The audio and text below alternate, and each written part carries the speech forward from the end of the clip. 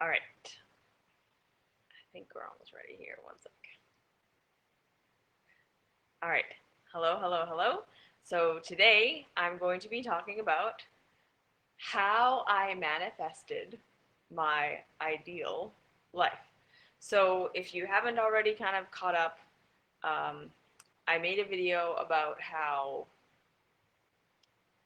um, I recently got the diagnosis of being someone with Asperger's syndrome. And it's funny because so much of the cognitive therapies and the this is kind of how someone with Asperger's needs to work and needs to live and needs to be in order to feel good in their life. I had already figured out without knowing at all that I was autistic. And a lot of the things that I figured out about my body and about my health and about my career and all of these things is like I'm already kind of living this like perfect life to support my strengths as someone with Asperger's and just as someone as a human being who has individual strengths, and that has mitigated the effects of my weaknesses or just the things that I struggle with or my challenges.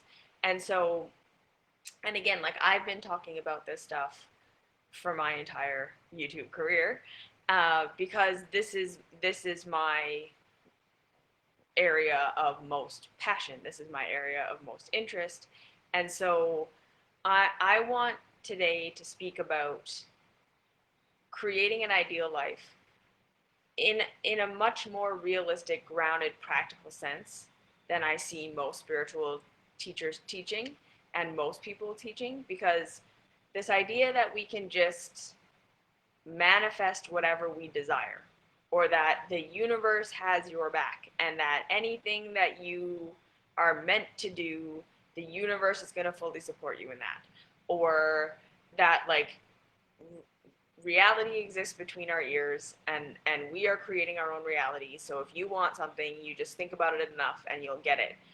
I feel like that is an oversimplification of reality, and it is doing people a disservice. Okay. So the first and most fundamental thing that I think is important when we're looking at manifesting or creating lives for ourselves, that ultimately what we're saying is that lives that work for us, lives where we can be in a state of growth and self-awareness and expansion. Because to me, as far as I've observed, because we are life, we are we are a part of nature, we are a part of life, and the one characteristic of life is that life needs to be growing.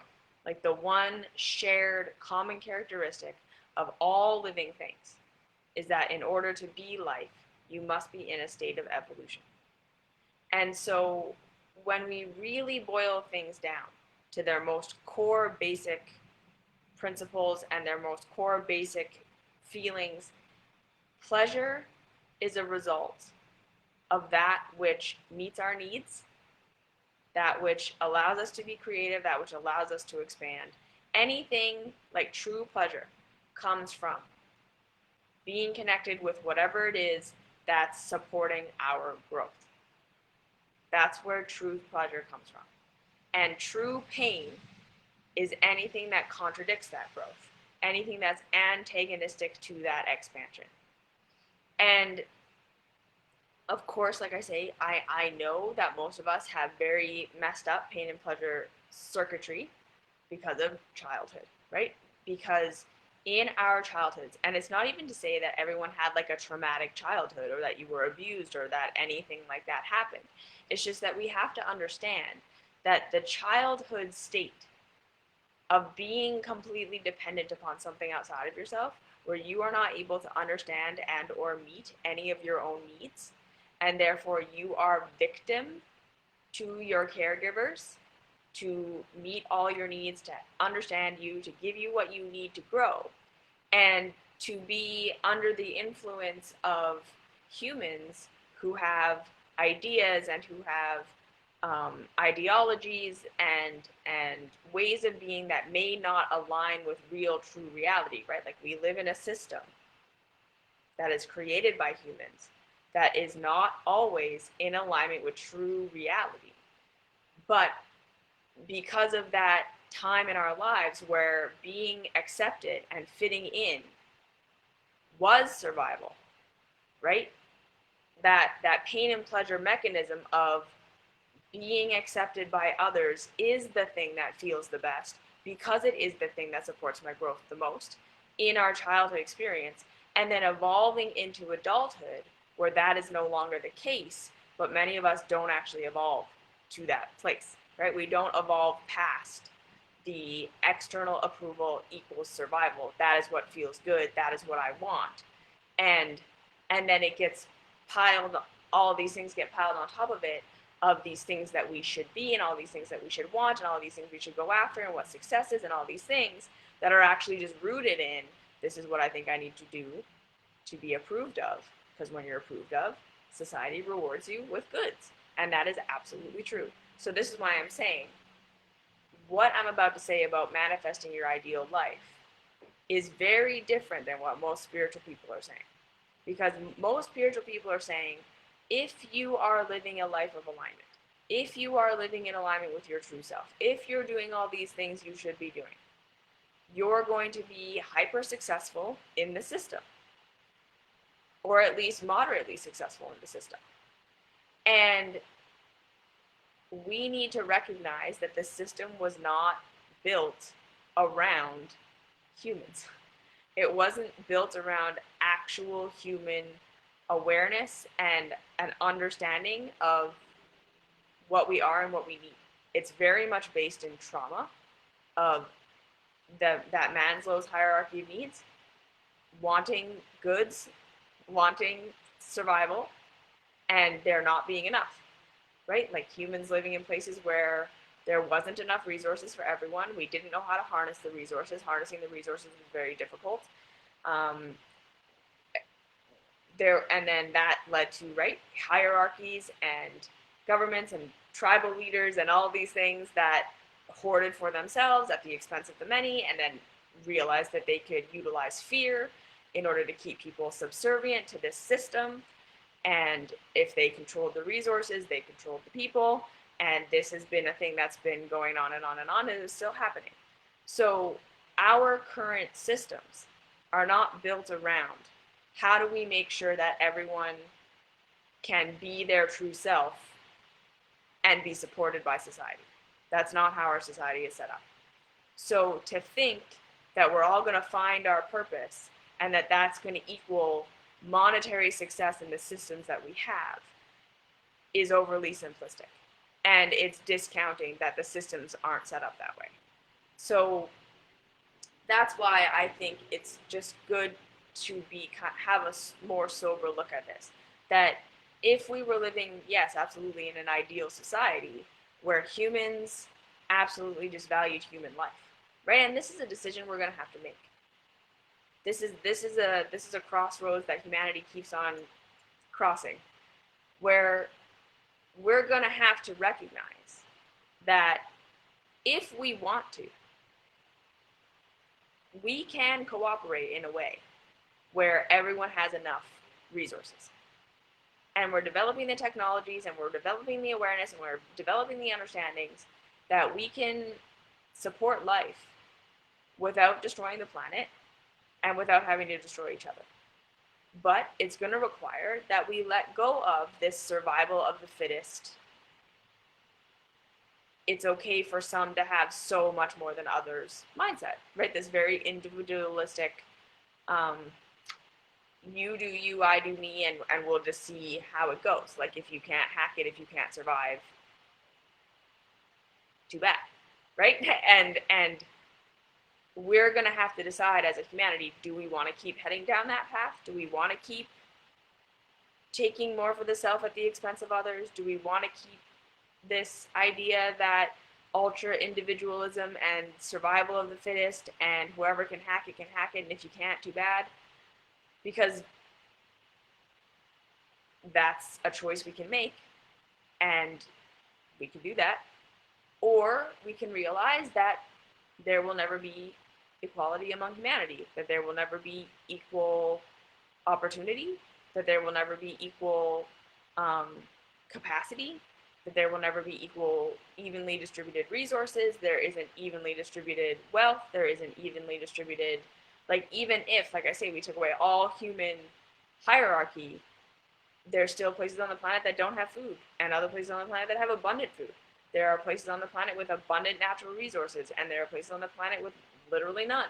So are we going to say, let's just, hey, luck of the draw. If you're born somewhere where there isn't resources, you die.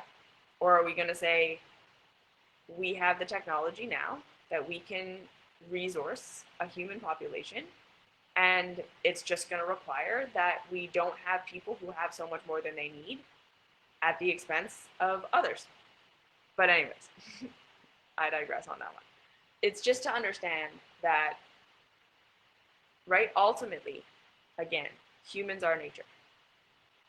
We have that hierarchy of needs, and we are all striving to get our needs met.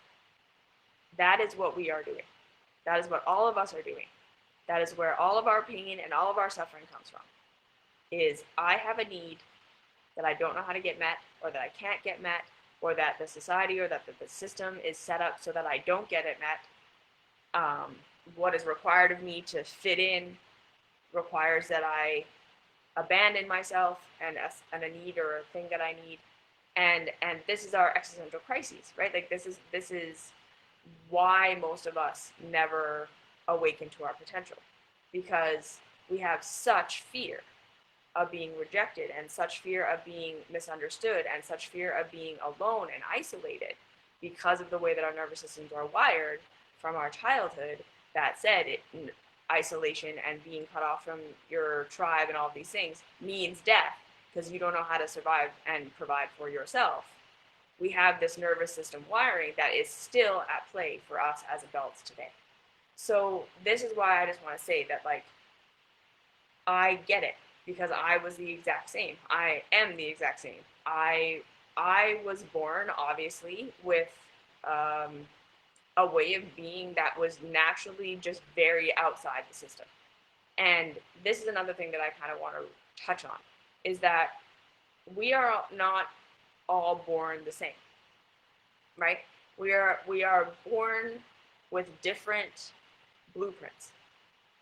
And I believe that the most deep wisdom, one of the most deeply wise and profound insights of how to live a happy life is the serenity prayer, which is the grant me the serenity to accept the things I cannot change, the courage to change the things that I can, and the wisdom to know the difference. And I feel like this is where I would say, if you want to know what I have done in order to create a life for myself that works for someone like me, that this is what I did. This is how I lived my life. I know that the self-help and the alt-right, or the alt-health and the law of attraction community wants to only look at half of life, right? The half of life that says, I am in control of everything. If anything's hurting me, if anything's not how I want it to be, if anything is painful, if anything is not feeling like it's for my highest good or for my highest growth or working the way that I want it to, I have control to change that. Yeah? The spiritual understanding of law of attraction, that literally life happens between your ears, and anything that happens to you is based on your belief system or a thought that you're thinking or something you believe.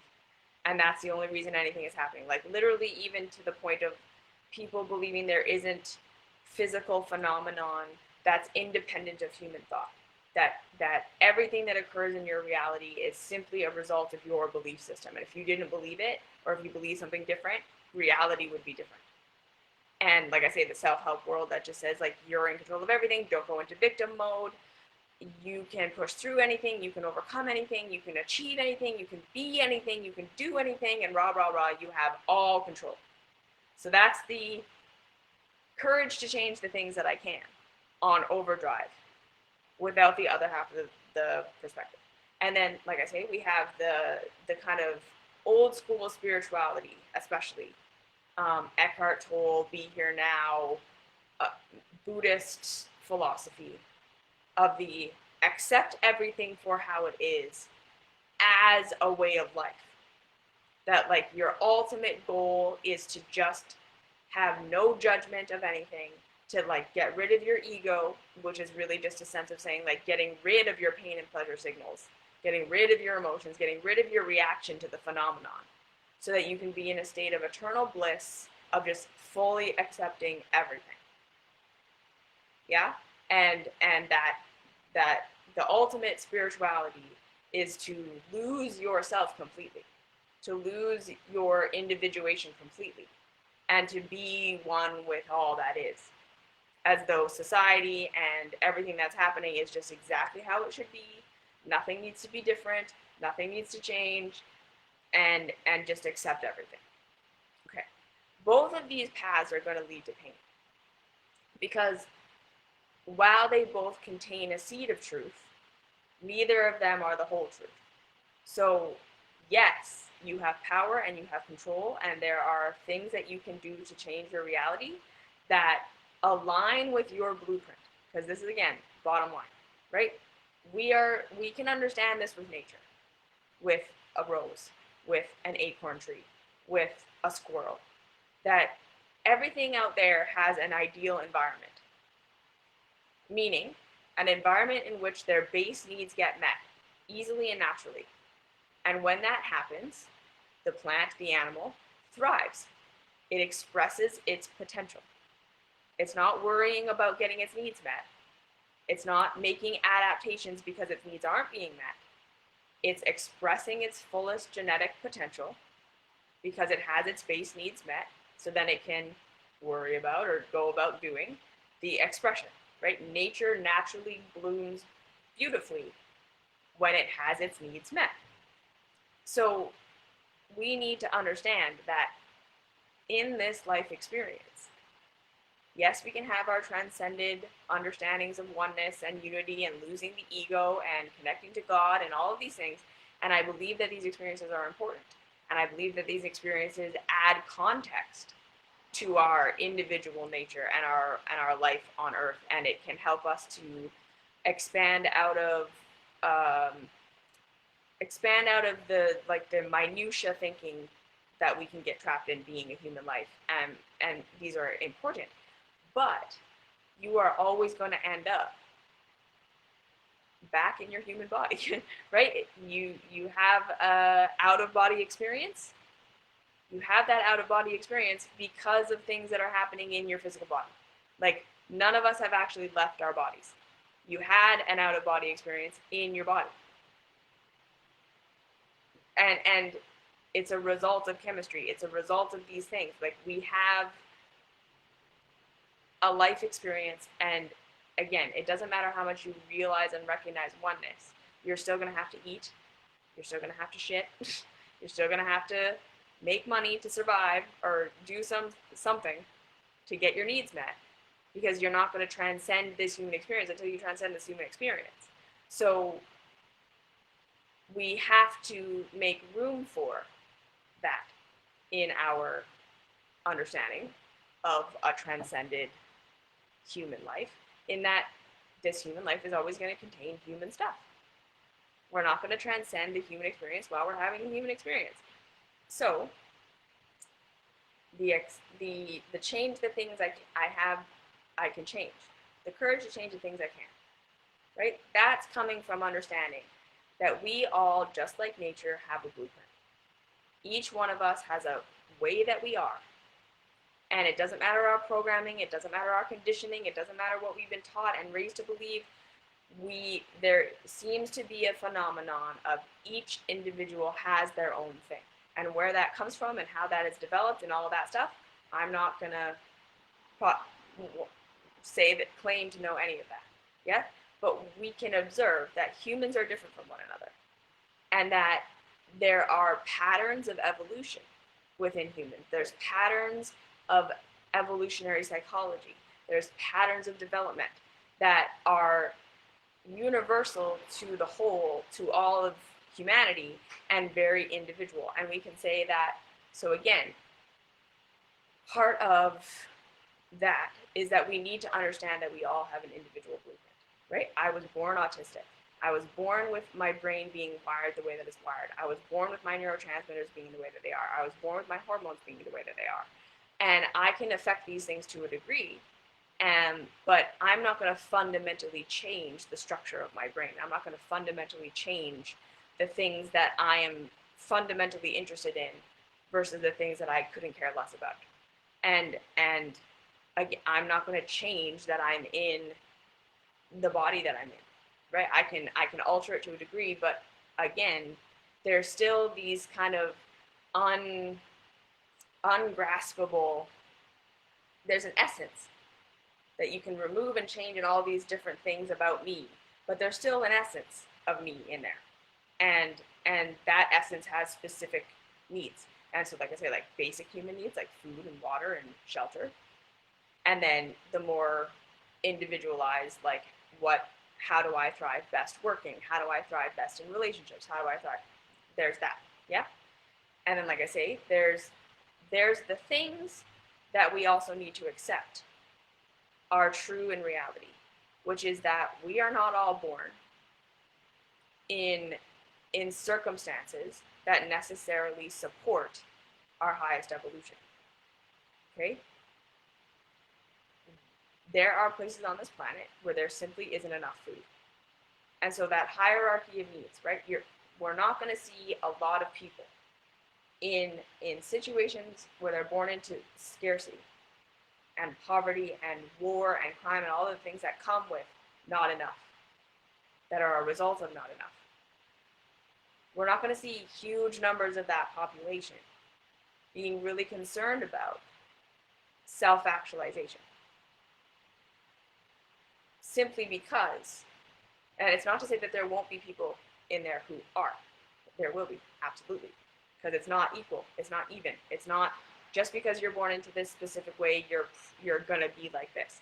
There's a likelihood, right? When you're born into a Western world, a country where you generally have your needs met, where you're generally taken care of, you get to learn English, you're literate to a degree, like infectious disease isn't something that comes and wipes out everyone that you love and that you know. Like you have this kind of base level of security. There's a likelihood that because of that, just because of the way humans are designed, or that we are, having those base needs met means you're going to be more aware of these other layers of self. That's just follows. And it's more likely that when you don't have those base needs met, it's going to be harder to be aware of these other layers of self because you don't have the fundamentals there. Like in order to self-actualize, you need to have food in your system. You need to have all of these things. And again, it's not to say that it's not possible to self-actualize without those things. It's saying that it's going to be much harder because your biology is going to be driving you to meet your base needs first, because there's a hierarchy of needs. And so again, it's not to say that like everyone in the Western world is going to be on a self-actualization path, and everyone who's born somewhere where there isn't food and where there's scarcity isn't. That's not true. There's diversity.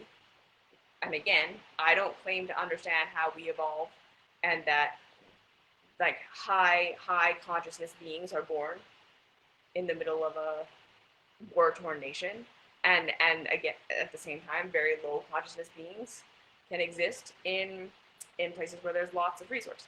But it's just to say, generally speaking, this is the pattern we're going to see. Okay, there are always outliers, but generally speaking. So this understanding, so that now I kind of want to take it back to my life. What I realized about myself early on, okay, was that this reality, that me being born simply into Canada in a white female body in a place where I had school, I learned English as a first language, the internet was a part of my education.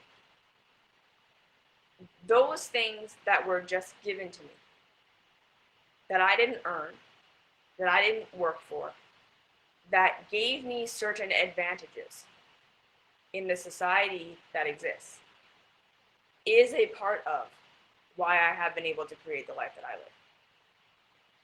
Right? So to say that I just manifested everything as though what I am living right now is possible for everyone, like the specific way that I'm living, where I work online for my own company that I get to be completely in control of, I get to live in a place that I want to live, like all these things. To say that that is possible for anyone if you just follow my blueprint would be disingenuous. Because not everyone was born with the deck of cards that I was born with. We were all born with a different deck of cards. This is why I teach protocol. No, this is why I teach principle over protocol. Because I firmly and deeply acknowledge that there are certain places, times, spaces where people who have whatever, some gift or some talent or whatever, are not born into a circumstance where they're ever going to be able to actualize that, where they're ever going to be able to express it to its fullest capacity, where they're ever going to be able to fight hard enough to make that a thing. And we need to accept that as a humanity, that, again, the world is not set up right now to support everyone on the planet actualizing themselves. And that's going to be a choice that humanity gets to make as we continue to develop more and more understanding of how resources can be distributed, more and more understanding of what humans need, more and more understanding of the survival of the fittest thing isn't going to work. And as we allow for the evolution of consciousness of different areas on the planet. So this isn't, again, about like going in and just being like white savior and like, we're going to give you all these resources so that you can whatever. There's more. It's very nuanced. It's very like, and this is why I say my main thing that I would suggest for everyone is, before trying to figure out how you can save the world and figure out what you're here to do for the world and how you can make things more equitable for the world, it is really figuring out for yourself what you need and how you can live your life in the highest alignment for yourself, and watch how that will help you discover the very nuanced ways that are actually supportive of those around you. Because there's no such thing as forcing a perspective on a nation or on a tribe or on a group of people. And there's no such thing as saving anyone. We are a humanity that is evolving. And we need to realize that to lesser and greater degrees, we don't have the power to like fundamentally alter the structures of other people and the structures of other nations and the structures of other things when it's based on the understanding level of that place, right? And so we need to be very measured in our approach, and really, as someone who used to be an overtaker of responsibility, it is my job to figure out where I'm projecting what I think is right and what I think would be helpful and where I think people need to be onto people, versus how can I just support their journey? How can I be a good support of other people's paths, whether that path is going to be hard and challenging and painful for a while or not? So that is kind of the right, the growing pains thing. Like, parents have to watch their children go through painful growth experiences. Parents have to allow that to happen. You can't just force a child into being an adult. They have to go through the learning process. And all of humanity is like that. So this coming into your alignment is about, again, first acknowledging the cards you were given. You as an individual, what were the things, what are your privileges and what are your setbacks? Because we all have those. And this is why I say, again, principle over protocol. Because we all are given, we all have our blueprint, and then we're all born into circumstance. And these two things we don't have control over, in the sense that you can't alter your blueprint and you can't choose the circumstances you're born into. The more you mature, the more you come to understand reality, the more you um, evolve in your path, the more control you're going to have over these things. You're going to develop more control over these things, as in more influence, more capacity to influence these things, not evenly around the whole world. Like, the control that I have over my circumstances is not only because of my level of development. It's also because of the cards I was handed. I have more control than I was born halfway up the mountain in a lot of ways, compared to someone who was born in a much less resourced, war-torn, religiously controlled situation than me. You see? So we really need to understand that this is very, very, very individual. This is very, very, very individualistic. And this is why looking to the outside for, like, what does it look like to be on a path is so futile, because our circumstances are so unique from one another that what it looks like for me to be on my empowerment path and what it's going to look like for someone in a completely different situation than me are not going to look the same at all. But we can be following the same principles and getting the same internal results, and the external looks totally different. Okay? So those things that I was born with, I was born into privilege in a lot of ways. And that is absolutely a part of the reason I've been able to create this life for myself. I had disposable income. I had food security. I got to learn English as a first language. I got and right, I just had a mind for systems and a mind for understanding programs, and an intellectual capacity that gave me a lot of advantages, and the capacity to make money, and the capacity to figure out how society could work and how I could work within it. Like, all of this stuff I was given, or was a part of my blueprint. So that's me. And then on the other side, right, I was born autistic into a family that did not understand that I was autistic. I was hypersensitive and therefore overwhelmed by everything. I was born physically sick, not able-bodied. I was born into a religion that's totally not how reality works. I was thwarted in a lot of ways and told that who and what I am was wrong, bad, and evil by pretty much everybody for my entire life. So those were my roadblocks. I also have, like, a propensity for obsessive compulsive behavior and a limited capacity to feel pleasure and a heightened capacity to be in a state of stress all the time. So, like, I also had things that were working very much against me, and how I need to, the kind of life that I need to live in order to be thriving isn't really in alignment with what's normal. And I didn't have an example because I didn't know what was going on with me. And even if I had, I'm not sure that I know that there are very many people who are like me who are really thriving, but not to say that that's not true. I'm sure that there definitely are. I'm just new to this. But it's just to say that, like, I wasn't going to figure out how to live this life that works for me through any other means than studying myself. So this is the principle that I want to bring back, is that, yes, we can philosophize about the world and we can do all these things and why is it like this and how is this, but what is practical for you? What is practical for you to be living a life where you can say you're living your ideal life? What does that really mean, and what does that really look like, and how can you actually achieve that?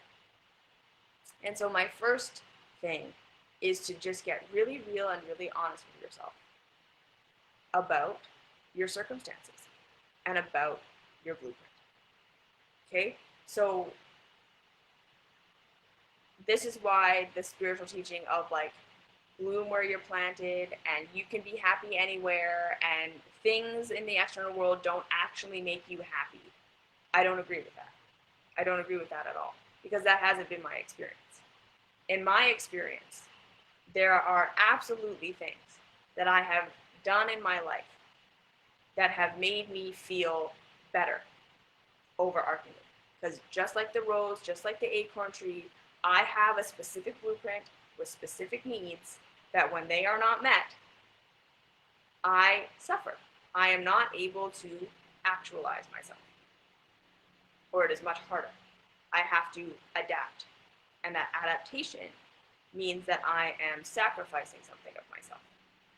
So, like, I know the bloom where you're planted, figure out how to be happy wherever you are. And the idea that the grass is always greener on the other side. Like people told me, like when I was first considering like I really wanted to move to Asia, and that this was something that I just really felt like I wasn't going to be able to be happy until I moved to Asia.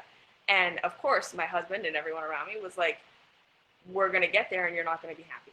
There's going to be another thing. There's because it's you can't just chase the external, and the external is never going to make you happy, and you should be able to be happy wherever you are." Okay, well, we moved to Asia, and I can say that I am quantifiably happy. It satisfied me. I am happier here than I've ever been. We've been here for 5 years, and it really did make me happier. It made life feel better for me. And so that's a reality. I lived many places in the Western world. I lived in Mexico. I lived in, like I say, I tried really hard to make it work and to accept. But there's just certain things about living in a tropical Asian country that work for me, and because of the way that society is just set up here, that work for me better than the way society is naturally set up in the West. And like I say, I can absolutely say it made me happier. That living over here, I am happier. And like, I think the other thing that I want to say is like, a lot of people feel like they have this thing in their head that if I just get this thing, I'll be happy, and then they get it and then they're let down. For me, it's been like, this is better than I thought it was going to be. And it continues to be. So I don't want you to feel like the things that you desire for yourself, that you should have shame or guilt around those desires. And I believe that you should pursue them. Because at the end of the day, it's true. Sometimes we are desiring things that we don't actually need to be happy and healthy. That are projections. That I will be happy when I have this thing, and it's really rooted in this idea of like, because then I will be accepted. Or there's some superficial or childlike desire for this thing. Or like, when I manifest the ideal relationship, then I'll be able to be my real self. Right? Like there's kind of these like especially with relationships we do that with, or the job, like, or the body. Like we all have this like, when I finally look the way that I'm supposed to look or have the health that I'm supposed to have, that's when I'll be able to express myself. When I finally have the relationship that I'm supposed to have, that's when I'll be able to, like, liberated to live my real life. When I finally get there, that's when I'll, whatever. What I would say is that I desired living over here. But at the same time, while I was making that happen, which took years, I was saying, okay, as much as I can, what is it that I think that living over there is going to get me? And how can I step into that now, independent of Asia? So there was that, right? I really want to encourage you that all the things you desire, don't tell yourself, no, I should be happy without it. But don't put all your eggs in the basket either. Really ask yourself, who is it that I think that I'm going to be? What is it that I will have when I have that thing? And how can I create that and express that and be that in the life that I have right now? So there's that balance. The accept the things I cannot change, the courage to change the things I can. So I don't want you to wait until perfect circumstances before you really understand why you want those circumstances and really start to express yourself as though you had those circumstances and not use that as an excuse for why you can't. Right? Because a lot of us do that. We have these things that we know that we are, that we want to be, that we want to express, but we're putting it off and we're putting it on to something out there over there as a way of protecting ourselves from actually having to express it or embody it now because we are afraid of rejection. So this is the other thing, is that a huge part of how I have created this life for myself, where, again, I am very unique in the things that I need, in the ways that I can work, in the ways that where I'm being supported to give at my highest level and all of these things. I had to ultimately learn how to be my own safe place. And then ultimately I had to learn how to say, even if everyone rejects me, even if I lose everything, even if I die doing what I'm going to do, I'm going to pursue being my true self and what I know to be right. Like I say, even if it means losing everything.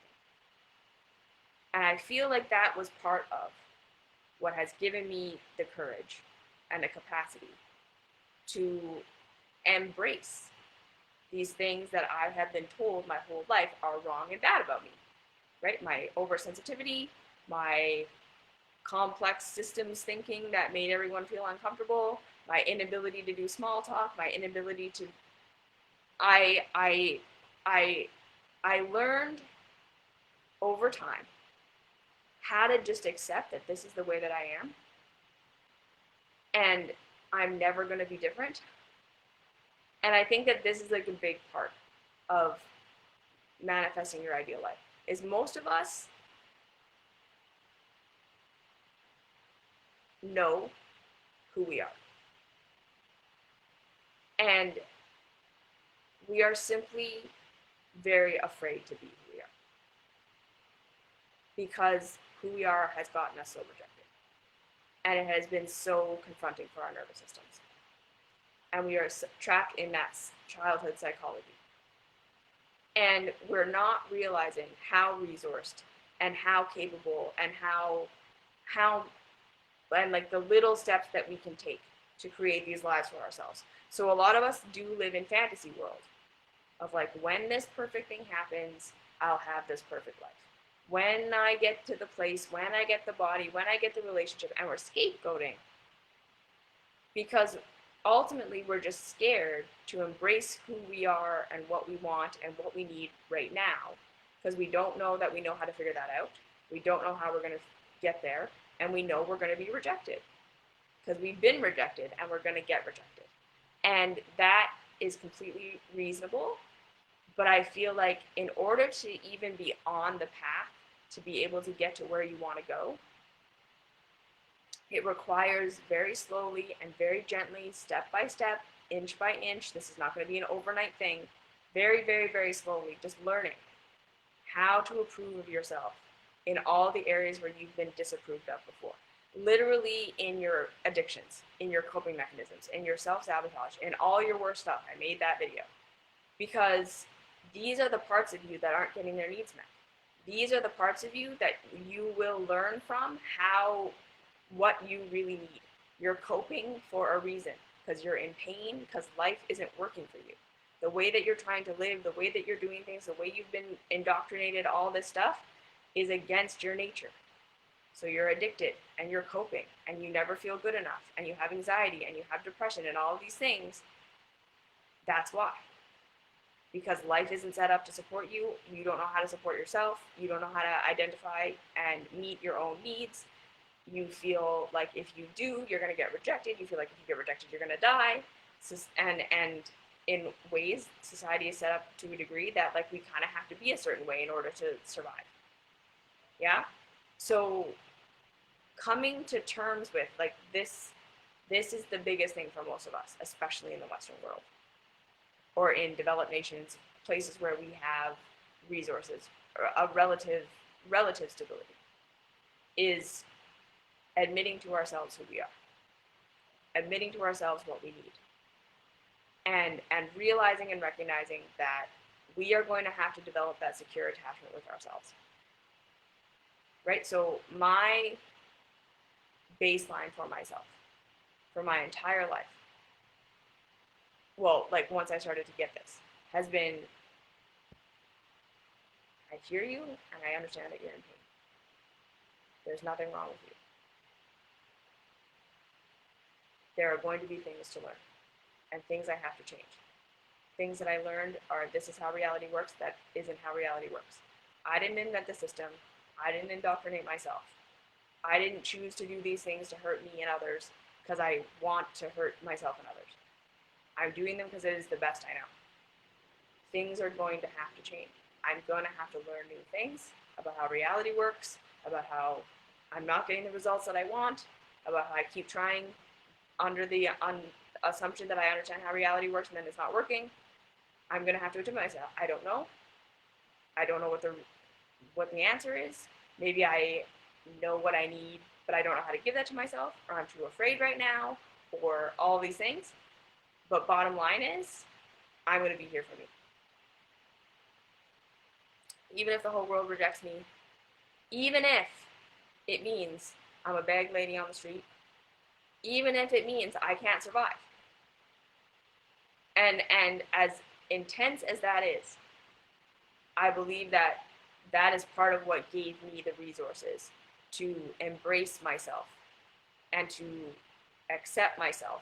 And then that is what led to me saying, okay, well, if this is how I am, what am I going to have to do to figure this out, right? Because I know that a lot of us think, I don't know how to figure it out. I don't know how to figure out what to do for myself. I don't know how to figure out what I need. I don't know how to figure out what my next step is. I'm in pain, nothing's working, but I don't know how to learn something new. I don't know what am I not seeing? I'm going to have this panic. And I just want to say that, like, the first step there, again, is going to be accepting that you don't know, accepting that you're in pain, and accepting that this is just where you're at. Like, this, you're in pain and this isn't working. And that you are here with you to figure it out. And then the little answers come. That acceptance of where you're at and the pain that you're in, and saying, I'm not going to abandon you, is what leads to the little revelations, the little steps, the little things that you can do. And not before. You're not going to know before. Right? We are all saying, I'm not going to accept this thing until I understand it. I'm not going to accept my bad behavior, my addiction, my self-sabotage, my coping, until I understand why it's helping me or what its needs are or whatever. We're guilty until proven innocent. And that's not going to work. So this is the second principle. You have to assume yourself innocent. You have to assume each part of you is good. And the other thing that I used for my entire life is always assuming there was an answer. I just always assumed there was an answer. There was always a way. When I had run up against everything that I knew to do with my health, it happens a million times. I've done everything I know to do. I've researched everything I know to research. I've tried all the things. I'm still not feeling better. Okay. I accept that I'm here. I accept myself. I release needing to figure it out, in the sense of, like, needing to have the answer right now. I accept and embrace myself. And then I assume there's an answer. Like, I literally, like, would choose in my own mind to open up to say, I'm gonna relax and accept myself and love myself and tell myself, even if I never figure it out and I die because of this, I still love me. I'm still here with me. I didn't fail. I didn't do it wrong. I didn't do it bad. It wasn't my fault. And that helps my brain relax, my nervous system relax. And then I say, but I'm open to the answer. If there is one, I want to know it. And I would assume that there is until proven that there isn't. And proven that there isn't means I die. Until I'm dead, I'm going to assume that there's a better for whatever I'm facing. So so the first principle is being on your own side. Learning that that is the way. Learning how to be on your own side is everything. Second thing, assuming that there is an answer. Assuming there is a way. Assuming there is a path. So assuming innocence with yourself, assuming there's a path. Whatever it is. Yes? And that first part involves embracing the privileges that you have and embracing the setbacks. And just knowing this is your path, this is what you are. You're going to have things that are uniquely going to make things easier for you and uniquely going to make things harder for you. And that is your blueprint. That's your path. There are things about you that you need. There are things about you that you've been shamed, and you being on your own side is everything. That's how you're going to figure it all out, one step at a time. As much as there is a capacity for it, you're going to figure it out. Second thing, you're going to assume that there's an answer. Third thing, live your life for growth, not for pleasure. That has been the main driving factor of my capacity to manifest my life. Is my intention and my purpose was not how do I create the most comfortable, pleasure-filled life for myself. That was never my intention. My intention has always been, how do I grow the most? What is the path that's going to help me expand the most? What is the path that's going to make me the most that I could be? Because this follow your bliss principle,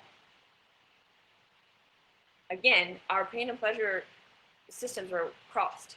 I believe when we're connected to our true selves and our true pain and pleasure, the challenging path, the path of not necessarily the path of least resistance, sometimes the path of most resistance, when we're really connected in, is the most pleasurable path, like the hardest path. Because that's the path that's going to be the most growth for you. And when we're disconnected from that, and when we're in fear, and when we're in this, like, I need to be approved of and accepted in order to survive, that's when we choose the immediate pleasure, the immediate gratification. Because we're already in such a pain state of, like, being so confused and not knowing what's right for us and what's wrong for us and what's good and what's bad, and that, of course, we just want that immediate hit of pleasure, because we don't get real pleasure. And I believe this is why most people are so addicted to so many things, is because they've never experienced real pleasure in their life, like the pleasure of actually being on a growth path. That got thwarted in them from, like, the very beginning. And so the only pleasure they've ever known is consensus reality pleasure. So of course we choose these short-term, what's going to get me the money, what's going to get me the job, what's going to get me the body, what's going to get me the whatever. Like, we want the quick fix, because we've never experienced the pleasure, the real pleasure of taking the hard road, right? Like, there have been times on my path where I had very, very little money. I was making minimum wage because I didn't go to college, because I couldn't afford it. I didn't have a car. We didn't have Netflix or TV or cable or anything. I didn't buy clothes. I bought all my food at discounts. I, like, literally had none of the things that like a westernized person would have. I had my rent payment, I paid heating, I had savings, and I paid food. And I was living this super minimalistic life by Western standards. And it was the most joyful thing I've ever done. It was absolutely joyful, and I felt like I was completely abundant and wealthy and rich because I was saving $50 a month. And I was like, look at me, like, I'm doing it. I'm making it work. I have to work 2 jobs, and I'm going to school part-time because I want something better than this. And it was really hard, and I had to burn the candle at both ends in order to create in order to build something while keeping my head above water. It was a lot, and it was hard, but there was joy in it, because it was growth. And that's what I'm saying, right? I worked 2 and 3 jobs, minimum wage, to make just enough money to have basic needs met. And then I went to school, and I wrote a blog on my own, and I was working like when I came home from work. And I did this for years and years and years. And then I developed my coaching practice and I did that over and over and on the side, right? It wasn't easy. In order to get here, I had to work very hard. Yes, I had privileges, but they didn't hand it to me. Getting a visa over here was like a 10-year process. And all of these things, it was built over time. Small steps taken. So, and that is because that last final thing is I was focused on growth and on my potential more than immediate pleasure right now, or relief from pain necessarily right now, or what's comfortable and familiar to me right now. What do I know right now? What's safe right now? What do I know is going to give me a good result? That's the other thing. Being absolutely willing to take risks, willing to put in effort and try things and give it everything I have and to have it not work out. To not have any need for a guarantee that the effort I was putting in was going to get me a result. I was willing to learn. I was willing to fail. Willing to be like, okay, I'm trying this, and if it doesn't work, it doesn't work, because lots of things failed. I tried to be a yoga teacher. That failed. I tried really hard to be a yoga teacher, and I went all the way for it, and it wasn't right. But I would never go back and undo it. I quit jobs. I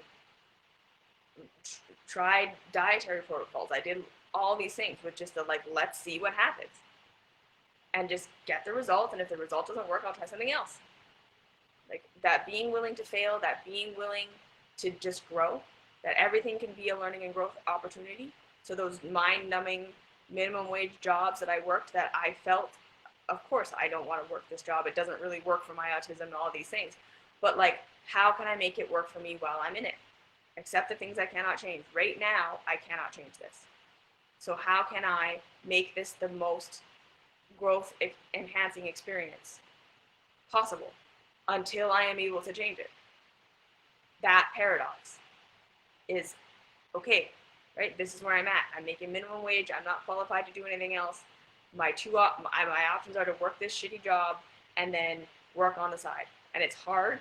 So when I'm at the shitty job, how can I be studying human psychology even more? How can I be just using this time to think even deeper? How can I, maybe I'll meditate. Maybe I'll learn walking meditation. Maybe I'll learn all these things. It was just use whatever it is to infuse purpose and meaning into whatever I'm doing. Learn as much as I possibly can from everything that I'm in. And assume that it's a step on the path. Let's just assume everything is the step on the path. Assume everything is teaching you something. Just live with that. Look for the gold. Like that's been a principle that I've lived forever. Is look for the gold. Look for the learning in everything. Look for the growth in everything. Look for the blessing in everything. However you want to say it. If you live your life like that, you will find that. And it will continue to support you. So, and then accepting the things that I cannot change. There have just been things that I wanted that I'm not going to get. Things that I thought were going to be different about me one day that are never going to be different about me. Things that I really thought that I wanted that just weren't for me. Or I didn't have the privileges to ever get there. Or maybe there was a ceiling with my circumstances or the way that I'm born or whatever. There are absolutely things that are just that I think I want that thing, I think I need that thing. And maybe I do, but maybe I'll never be able to fully expand into my complete potential because some system is set up some way that I'm not going to be able to do that. That's okay. It's just embracing that there are going to be things that I cannot do anything about. And then focusing on the things that I can do something about. So the things that I can't do something about, how can I learn to be okay with it? How can I frame it so that this is a growth thing? And then one day if I'm able to change it, one day if I'm able to expand through it, there's an answer that comes or something, great.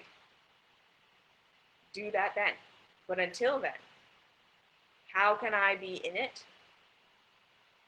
and embrace it and let it be something that nourishes and expands me? Because I'm choosing that for myself. That's the main principle of just, I'm going to embrace me the way that I am. And if things are painful and things are horrible and things are unfair and things are terrible, embrace that. Don't tell yourself you have to be happy in something. Don't tell yourself something is okay. Like systemic societal things that are absolutely oppressive, I am not saying learn to love, no. Learn to love yourself in that first. Completely validate yourself. Completely admit that you feel how you feel about that and you wish it was different and you want it to be different. 100%. Because humanity has a long way to go. We have a lot of improvements we can make. And we have to admit to ourselves the things that aren't working in order to be able to make those changes. So, no, I do not believe we are meant to just accept and be happy in everything. We embrace ourselves first in whatever we're in. We refuse to abandon ourselves in whatever we're in. We choose to learn to become our own safe place, our own secure attachment. Of even if I die, even if I'm in pain forever and I'm suffering forever and I never get out of this and I never figure anything out or society never changes or whatever, I still am on my own side. That is base number one. You accept yourself, you accept yourself. Your pain, your traumas, what you can and you cannot handle, you are there for you. Okay? That has to be number one to manifesting any kind of life. And then you assume innocence always. Then you really start to say, okay, what do I need? And where can I start to get those needs met in just as like, maybe I think I need this thing and I can't get there, so walk it halfway. And then maybe halfway again, and then halfway back again, and then halfway back again to where are you capable? Where is your power? Because there is some power you have in every situation. And if it comes down to the only power you have is to change your perception of it, what can I learn from this? How can I allow this to make me a more compassionate, more understanding, more expanded individual? How can I see my freedom in this, even though there isn't external freedom right now? Because there are going to be situations where we're just not in control of the external. So that's where these transcended spiritual states can be of use.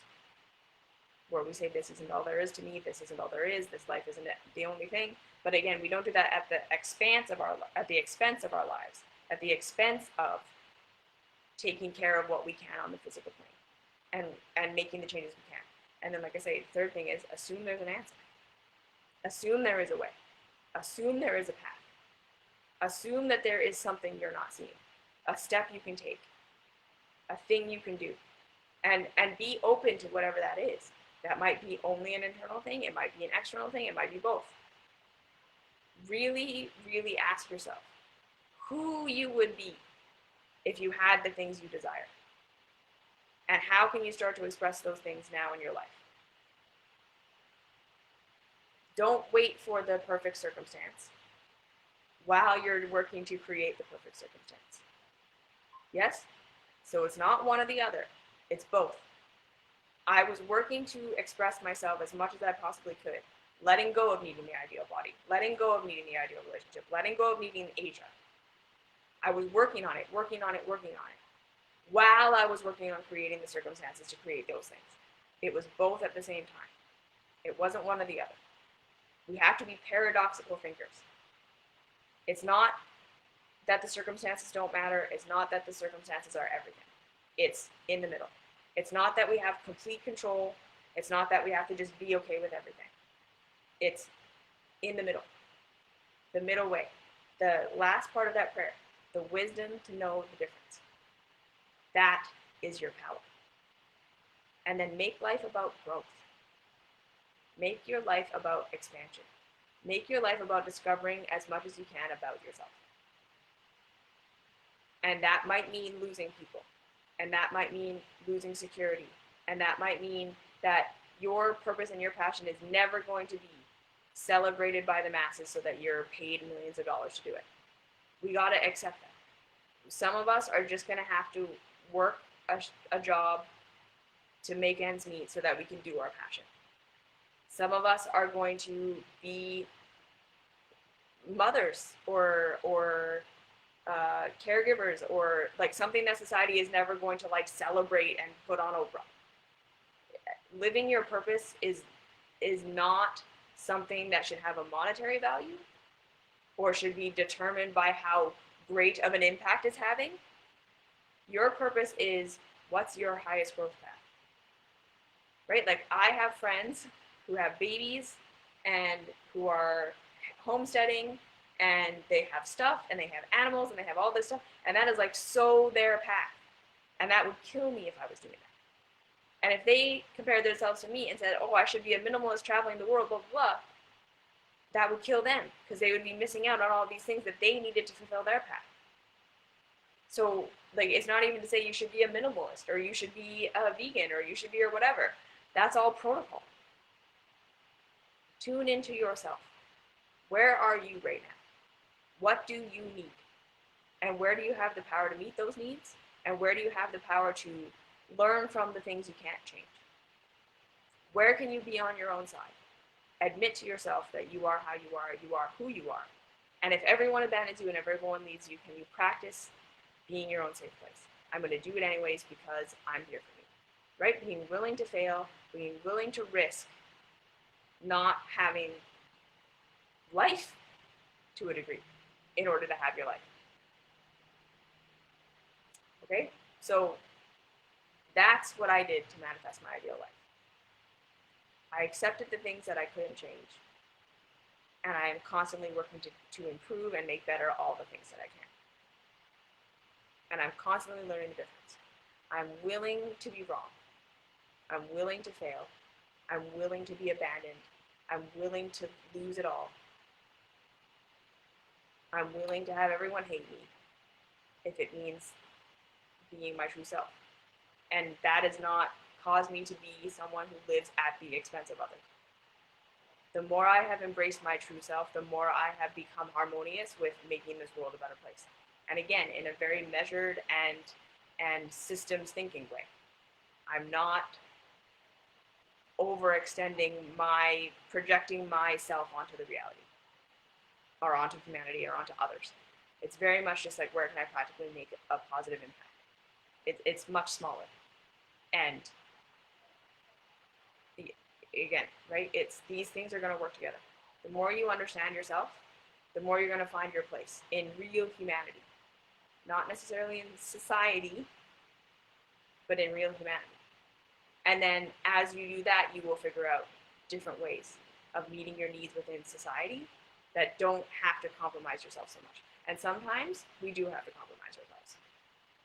That's a nature of the reality, that we are all going to have to make compromises to survive in the systems that we have, because we don't have a world that's ideally set up for every human to expand in their potential. It's just not reality. So where can we make these reasonable compromises, right? Prioritize what's actually important for you and what you can reasonably compromise. Because that's been my path too. It's not no compromise. It has never been just, this is what I want, so just do it right now. Of course not. We all have to make compromises.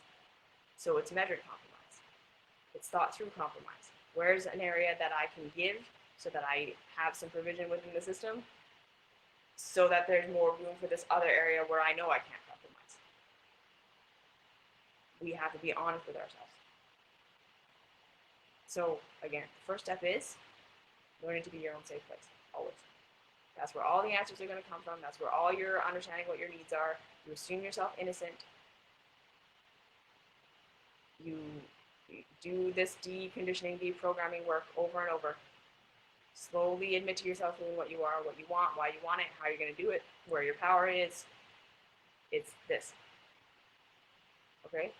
So that's my spiel on how to manifest your life. You have a specific blueprint, you have specific conditions, and it's going to look different on all of us. Because not all of us are born into the same privileges, not all of us are born into the same setbacks, and we don't have control of that. So we really just have to embrace whatever our conditions are and work with them. We can't project out onto the world what we think it should be, but we can slowly have an impact within our communities in small ways. Like, how can we just support others in being able to meet their own needs? right? So that's that. It's always going to come down to being your own safe place, being your own secure attachment. That is the number one. Everything else will come from there. So if you hear nothing from this talk, it's practice that. Just keep showing up for yourself and assuming innocence. Okay? All right. I love you. You're the best. Have a good week. And I'll see you in the next live. Mwah.